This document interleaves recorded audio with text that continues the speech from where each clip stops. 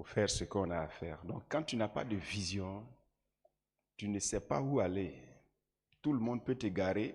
Tu n'as pas la force de faire quoi que ce soit parce que c'est pourquoi tu peux te relâcher dans ton travail. Si tu es fatigué, tu peux arrêter. Tu vois, mais quelqu'un qui a une vision, même quand il est fatigué, il ne peut pas arrêter. Parce qu'il veut atteindre le but. Donc la vision est comme une motivation. Et au-delà de ça, c'est comme une force vivante. Parce qu'elle vient de Dieu. Elle est brûlante. À cause de la vision, Moïse ne pouvait pas rester tranquille. Il voyait la richesse qu'est ce pharaon. Mais en même temps, la vision en train de la vision divine, il a décidé de rentrer. Il a laissé la richesse de pharaon pour une autre richesse qui était donc de Dieu. Quelqu'un entend? Vous savez que Moïse n'a pas fini pauvre. Donc Dieu pourvoit à la vision. Maintenant, est-ce que toi tu es engagé dans la vision? Si tu es engagé dans la vision, forcément la prospérité va t'accompagner. Parce que la prospérité, ce n'est pas simplement comment on appelle ça, le bien matériel. Ce n'est pas seulement cela. Ça inclut. Il y a le bien matériel, il y a la santé, il y a la paix, il y a l'aisance, il y a tout ça. Donc c'est un bloc que Dieu te donne. Mais pour cela, il faut être engagé dans la poursuite de la vision divine. Alléluia. Donc qu'est-ce que la vision divine? D'abord, ce que tu dois savoir d'abord de la vision divine même. La vision divine, c'est le projet de Dieu formé sur ta vie. Donc, tu poursuis quelque chose qui est utile à l'avancement de l'œuvre de Dieu sur la terre. La vision, c'est ça. Il y a quelque chose que tu poursuis. Et dont l'atteinte du but, dont l'atteinte permet à l'œuvre de Dieu d'avancer sur la terre, au programme de Dieu d'avancer sur la terre. Donc Dieu, lui, il a fait un projet sur toi par rapport à ce but. Vous voyez, je suis en train d'enseigner la parole de Dieu. Mais ce n'est pas simplement ça, l'enseignement de la parole de Dieu. Non, ce n'est pas seulement ça. Dieu m'a donné une vision, un but que je poursuis. Et le but que je poursuis, c'est quoi? C'est que l'enfant de Dieu puisse marcher en dominateur des œuvres du diable. Donc tu vois que Dieu m'a donné un type d'enseignement qui me permet d'atteindre ce but. Donc je travaille pour ce but. Alors, ce qui brûle dans mon cœur, c'est que l'enfant de Dieu ne doit pas être ignorant. Tu comprends? Donc, chaque fois, je suis en train de tout faire pour que l'enfant de Dieu soit équipé en matière de connaissances. Tu comprends? Bon, maintenant, quand je fais ça, est-ce que Dieu, pendant que je suis engagé dedans, Dieu est avec moi. Il me donne la connaissance nécessaire pour que je te donne. Donc, quand je pousse cette vision, je ne peux jamais manquer de connaissances parce que je dois te donner la connaissance. Quelqu'un comprend ce que je suis en train de dire? Donc, quand j'accepte ça, ça marche pour moi. Donc, je suis en train de faire ce travail. Et quand je fais ce travail, Dieu ne permet pas que je sois en mauvaise santé. Tu comprends, non? Mais imagine que ça ne m'intéresse pas et puis bon, je dis, je vais essayer de me débrouiller pour essayer de faire ceci et de faire cela parce que tout le monde parle de ceci, cela, c'est ça là qui est bon, c'est ça là qui est bon, c'est ça là qui est bon, c'est ça là, il y a l'argent dedans. Ils seront malheureux. Je ne sais pas si tu comprends ce que ça veut dire. Ça veut dire que simplement, il faut être dans la vision divine. Là où il ne tombait pas malade, il a commencé à tomber malade. Tu comprends? Et là, quand il est malade, au lieu qu'il soit guéri, ce n'est pas ça. Il souffre, il cherche partout, même médicaments pour trouver, c'est difficile. Tu comprends? C'est comme ça. Parce que quand tu es dans la vision divine, s'il arrive que tu es affaibli, Dieu vient te fortifier. Ouais, c'est pour cela qu'on dit que si tu n'es pas engagé dans la vision divine, ça sera difficile pour toi de prospérer. Amen. Amen. Donc, comprenez cela. Beaucoup de personnes cherchent beaucoup d'argent, que non, c'est Dieu qui enrichit. Et il va progressivement travaillant sur ton caractère. La prospérité, lorsque l'argent te donne de mauvaises idées, tu es sur une mauvaise pente. Quand tu n'es pas fondé en Dieu, ton argent te donne de mauvaises idées. Ton argent te combat. L'argent n'est plus une bénédiction. Au fur et à mesure qu'un 5 francs s'ajoute, une mauvaise idée s'ajoute. Donc, au fur et à mesure que tu deviens riche, tu deviens fou. C'est pas ça la prospérité. Parce que quand tu n'es pas fondé en Dieu, là, c'est comme ça. Dès que tu as un peu d'argent, tu deviens bête de façon. La richesse, ce n'est pas d'abord ce qui est dans la poche, c'est ce qui est dans le cœur et dans la tête. Pour qui? Pour l'Éternel. Donc c'est en fonction de ça que Quelle est ta vision pour Dieu? Amen. Maintenant, en entendant que ce rêve que tu as pour Dieu là arrive, dans quoi tu es engagé actuellement? C'est dans ça que Dieu te trouve pour t'équiper. Maintenant, si tu vois qu'il ne te donne pas beaucoup d'argent, ne te plains pas. Est-ce que tu comprends? Ne te plains pas. Tu demandes ton équipement, il te donne. Tu demandes ceci, cela, il te donne. Mais s'il ne te donne pas beaucoup, ne te plains pas. Il te connaît mieux que nous. Ça peut aller? Il te connaît mieux que nous. Il y a plein de personnes qui ont des objets inutiles chez eux. Vous savez ça? Hein? Oui. Ils ont des objets inutiles chez eux. Pourquoi? Parce qu'ils ont acheté. Ils avaient l'argent, ils ont acheté. Ils savent qu'ils n'ont pas utilisé. Parce qu'en fait, Dieu te connaît. Hein? Les objets inutiles que tu as achetés, pourquoi tu les as achetés? Tu en avais envie et tu as acheté. Maintenant, ça ne t'est pas utile. Tu vois tout de suite que tu n'es pas encore arrivé à un certain niveau. Tu es déjà dans la vanité. Tu gaspilles. Fouillez. Est-ce que Dieu est un gaspilleur? Sur ton corps, est-ce qu'il y a un élément inutile? Donc Dieu n'est pas un gaspilleur. Mais chez toi, il y a des objets inutiles. Donc si tu n'en vois pas beaucoup, il ne faut pas te plaindre. Dieu pourvoit à ses projets. Crédit va te tuer. Crédit, ce n'est pas parce que tu ne paies pas crédit que tu vas, mais tu vas aller forcer une porte. Parce que Dieu ne peut jamais donner de l'argent à son enfant pour aller dans un lieu où il va mourir. C'est impossible. Donc il va pleurer devant lui, il ne va jamais le faire. Mais comme crédit existe, et c'est pas si tu entends, comme crédit existe, tu t'en vas, tu prends, et tu t'en vas, tu meurs. On appelle ça direction de l'esprit. Donc c'est pour ça que j'accepte l'éducation de Dieu. Amen. J'accepte l'éducation de Dieu. Apprenez. C'est ça, on ne force pas. On ne force pas. Dieu est au contrôle de la vie de chaque enfant, chacun de ses enfants.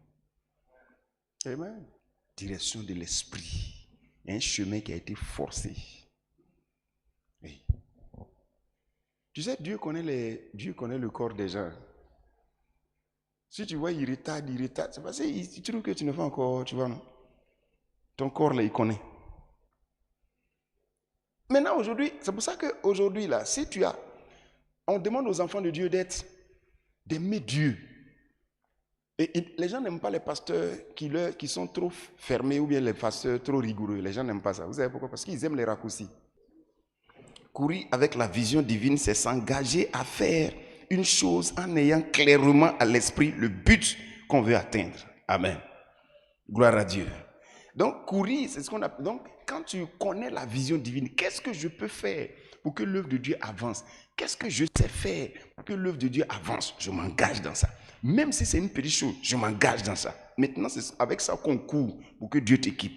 Donc, courir avec la vision, c'est quoi? C'est décider de faire volontairement ce qui peut contribuer à la réalisation du but de Dieu sur la terre. Donc, qu'est-ce que toi tu sais faire et qu'est-ce que tu peux faire? Il ne faut pas te dire, je suis fatigué, j'ai arrêté expressément pendant que comment on appelle ça? Pendant que tu sens que tu peux. Pendant que tu sens que tu peux. Alors, vas-y. Pendant que tu sens que tu peux, vas-y. Maintenant, quand tu ne peux pas, toi-même, tu vas savoir. Parce que c'est qu'il veut que tu arrêtes. Mais pendant que tu sens que tu peux, allez, fonce. Qu'est-ce que tu peux faire pour améliorer la chose? On fait ça volontairement. Donc, comprenez que tout ce que vous faites pour Dieu et que vous ne faites pas volontairement, vous ne faites pas bien. Ne soyez pas habitués à ce que quelqu'un vous force toujours. Au début, quelqu'un sera là pour vous forcer. Ça, c'est Dieu qui fait ça. Est-ce qu'on dit que tu es sous des tuteurs? Donc, tu vois, c'est comme on t'apprend. Mais à un moment donné, tu dois être capable de faire ça volontairement. Tu as besoin juste de quelqu'un pour t'aider. Quelqu'un qui peut être peut-être ton horloge. S'il te plaît, il est l'heure. Ok. Tu te lèves. Ou bien tu mets ton portable, ou bien quelqu'un. Amen. Il y a quelqu'un qui m'expliquait ici, il dit qu'il était encore étudiant. Chez son tuteur, il y avait un enfant qui était là, un élève qui était là. L'enfant l'a beaucoup aidé. Donc c'est le petit là qui, chaque fois, ça va le réveiller. Parce qu'il a constaté qu'il dormait beaucoup. Donc il y a toujours quelqu'un pour te réveiller. Ça peut être un enfant, ça peut être ta femme, ça peut être ceci, ça peut être cela. Mais quand la personne te réveille, tu te rêves comme moi. Tu vois, non? Ah, il y a quoi? Il y a quoi? Il y a des choses, tu vois, la bénédiction là. Si tu es dans la vision divine pour faire quelque chose pour Dieu, il ne faut pas te plaindre. Réveille-toi volontairement. J'espère que vous êtes venus ce matin, c'est volontairement. Oh. Vous êtes bénis. 2 Timothée chapitre 2, le verset 4 à 6. 2 Timothée 2, verset 4. Il n'est pas de soldat qui s'embarrasse des affaires de la vie s'il veut plaire à celui qui l'a enrôlé. Ouais. Et l'athlète n'est pas couronné s'il n'a combattu suivant les règles. Tu vois, si tu veux recevoir la chose, il y a une manière de faire. Vous comprenez ça? Donc Dieu n'équipe pas les gens juste pour les équiper. Dieu a un but. Si tu es d'accord avec le but, il va te bénir. Il va t'équiper. Montre-lui seulement que tu veux la chose. Il va t'équiper. Et que ça te plaît. Il va t'équiper. Dieu veut avancer. Donc, quel est dans ce qu'on fait, tout ce qu'on fait dans l'œuvre de Dieu là, qu'est-ce qui t'intéresse? Qu'est-ce qui t'attire? Qu'est-ce que tu peux faire? Qu'est-ce que tu sais faire actuellement? Commence. Il y a des gens qui disent non, moi je suis attiré par telle chose. Oui, tu es attiré par telle chose, mais son premier niveau, c'est quoi? Il faut connaître le premier niveau de la chose. Gloire à Dieu. Le premier niveau de ce que tu cherches là, peut-être que tu es déjà dedans, mais tu ne sais même pas que c'est son premier niveau et tu murmures déjà. Voilà, Canaan, il faut au moins sortir de l'Égypte. Vous traversez la mer Rouge. Il sait que c'est la route de Canaan qui est là. Donc si tu ne sais pas, tu vas minimiser certaines choses. Pourtant, c'est là-bas que ça t'envoie. Amen. Est-ce que vous comprenez? Il y a des choses qui sont nécessaires. Ce que tu peux faire actuellement, fais le bien. Amen. Donc c'est s'engager volontairement. La seconde chose, et c'est là que je vais te laisser, courir avec la vision divine, c'est aussi refuser volontairement de faire tout ce qui pourrait nuire ou empêcher la réalisation du projet de Dieu formé sur toi. Courir avec la vision, c'est quoi? C'est aussi refuser volontairement de faire tout ce qui pourrait nuire ou empêcher la réalisation du projet de Dieu formé sur toi. Il y a des choses, tu dois être capable de refuser de faire ça volontairement. Tu sais que ça, là, ça va nuire à l'œuvre de Dieu. Tu refuses. Ça, là, ça va t'empêcher d'avancer. Tu refuses volontairement. Sinon, tu ne pourras jamais accomplir la vision divine. Ou alors, tu ne seras jamais équipé. Tu vas voir que tout te manque. Mais tu ne sais pas pourquoi tout te manque. Parce qu'en fait, il y a des choses que tu devais refuser de faire. Mais tu ne les refuses pas. Parce que tu te dis que, bon, écoute, je dois le faire. Parce que j'en ai envie, il faut que je le fasse. Voilà, il y a l'opportunité, il faut que je le fasse. Non. Tout ce qui peut t'empêcher, ne le fais pas. Gloire à Dieu. Si tu vois que, par exemple, tu voyages beaucoup et que ton voyage là, ça empiète sur ton travail, refuse volontairement. Quelqu'un comprend? Tu refuses volontairement. Il y a des gens ici, par exemple, quand on bouge, ces personnes-là sont toujours là. Pas parce que ces personnes n'ont pas envie de voyager aussi. Mais ces personnes sont obligées d'être là. Quand on dit souvent, bon, aujourd'hui on va partir avec toi. Ah bon, est-ce que s'il y a quelque chose à faire, bon écoute, bon d'accord, tu peux rester. Oui, non, il n'y a pas de problème. La personne frustre ses désirs pour la vision. C'est pour ça que Dieu équipe les gens. Mais il y a des gens, tous leurs envies là, non, ils oublient Dieu. Ils ne savent pas que c'est pour ça que Dieu les équipe. Et donc quand on les équipe maintenant, ils courent vers des choses qui ne font pas partie de la vision divine. Amen. Apprenez ça. Quelqu'un comprend? Apprenez ça. C'est comme ça qu'on refuse exprès de ne pas pratiquer l'impudicité. On refuse ça exprès. Tu as la force pour faire ça. Tu es né de nouveau. Tu refuses de pratiquer l'impudicité. Parce que tu sais que si tu t'en vas dans ça, là, ça va détruire l'œuvre de Dieu. On refuse exprès de ne pas, comment on appelle, voler de l'argent. On refuse exprès de ne pas aller dans tel endroit. On refuse exprès. C'est exprès qu'on fait. Parce qu'on dit volontaire, c'est volontaire. Quelqu'un entend ce que je suis en train de dire là? Pour que la vision divine s'accomplisse. Amen. Amen. 1 Corinthiens chapitre 1. Voilà. Donc, laissez-moi vous dire ça aussi. Parce que le passage que je vais vous dire là, ça vous permet de comprendre ça. Courir avec la vision divine, c'est s'imposer une discipline. S'imposer une discipline de sorte à pouvoir se rendre utile pour la réalisation du but de Dieu. Il faut s'imposer une discipline. Tu t'imposes une règle, une manière de vivre pour que ce que tu poursuis là, que la vision de Dieu que tu poursuis, que tu puisses atteindre ce but. Tu t'imposes une manière de vivre. Une manière de vivre. Tu comprends? C'est des règles que tu t'imposes. Ça te permet de continuer de poursuivre le but de Dieu. C'est ainsi que Dieu t'équipe. 1 Corinthiens chapitre 9, verset 24 jusqu'au verset 26. Ne savez-vous pas que ceux qui courent dans le stade courent tous, mais qu'un seul remporte le prix? Courez de manière à le remporter. Courez de manière à remporter le prix. Continue. Tous ceux qui combattent s'imposent toute espèce d'abstinence. Ils s'imposent toute espèce d'abstinence. Et ils le font pour obtenir une couronne corruptible. Oui. Amen. Donc tu t'imposes des règles. Tu t'imposes des règles. Tu t'imposes des règles. Vous avez entendu ça? Pour que Dieu t'équipe là, c'est ça. Oh? La prospérité, c'est pas juste comme ça. Tu t'imposes des règles. Tu dis, ok, voilà comment je vais faire. Je vais faire comme ça. Voilà le but que je poursuis. Donc, voilà. Sinon, tu vas voir que dans la journée, tu n'as rien fait du tout. Et tu t'es rien imposé. Tu es béni. Tu te donnes l'argent, tu dépenses comme tu veux. Tu vas voir que tu n'as rien réalisé. Et c'est ce que tu entends. On s'impose des règles. J'espère que je n'ai pas perdu votre temps. Donc, lève les mains. Rendons grâce à Dieu. Père, je vais te dire merci. Béni sois-tu, Seigneur, pour cette grâce que tu leur as accordée. Merci, Seigneur, pour ta parole. Merci pour la vision que nous découvrons, afin que nous ne manquions de rien.